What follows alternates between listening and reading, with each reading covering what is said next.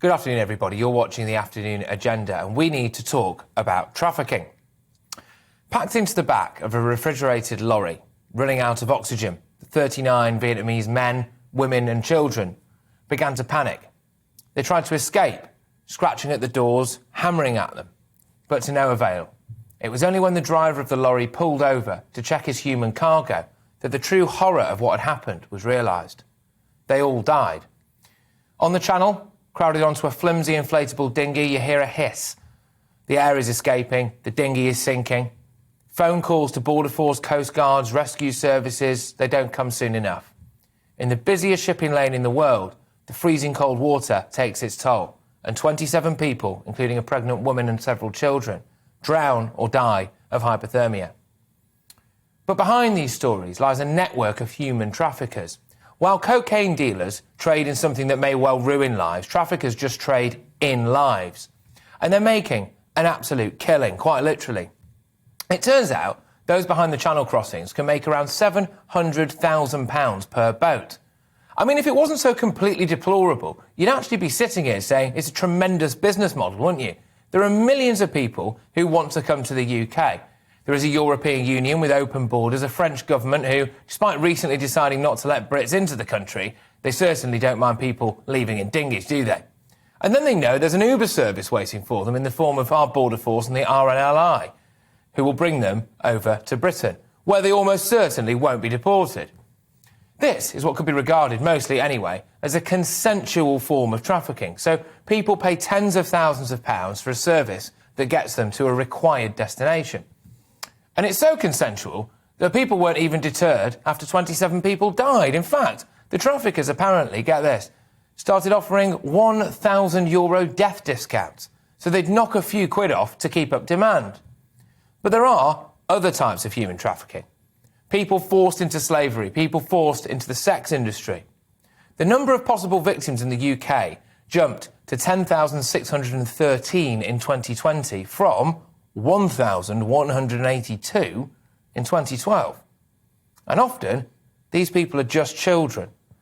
The number of minors referred to the UK's national referral mechanism had jumped to 4,946 in 2020, up from 1,279 in 2016. In fact, in a very grim milestone, during the second quarter of 2020, there were more referrals of children than adults for the first time ever. But there's a misconception that all of these gangs are operating in far-flung corners of the world, hiding away in an Albanian mansion in the woods. Some of them are, of course. I actually went to Morocco to travel the migrant route into Spain, and I heard some pretty harrowing stuff. A pickup truck was transporting some of them across the desert in Niger, and then it stopped in the midday heat. The driver got out, he demanded more money from everyone, and those who couldn't pay were just kicked off, and they were left to die amongst the sand dunes. What a horrible way to go that is. But actually, many of them live right here in the UK. Many of them live in London. A human trafficking ring, which made £2 million by exploiting hundreds of vulnerable victims, was dismantled following the UK's largest modern slavery investigation.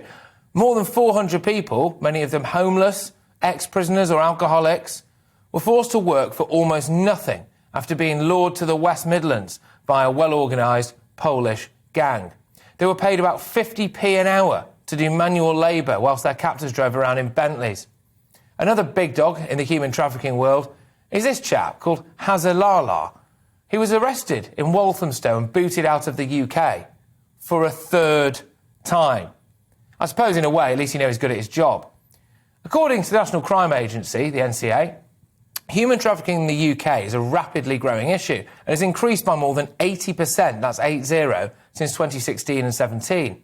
Almost 66% of the human trafficking economy is from commercial sexual exploitation, and the global sex trade exploits 2 million children worldwide. In 2010, the Association of Chief of Police Officers reported that approximately 30,000 women were involved in off-street prostitution in England and Wales, and that 2,600 had been trafficked. The Home Office estimates that there are up to 4,000 victims of trafficking for sexual exploitation in the UK at any one time.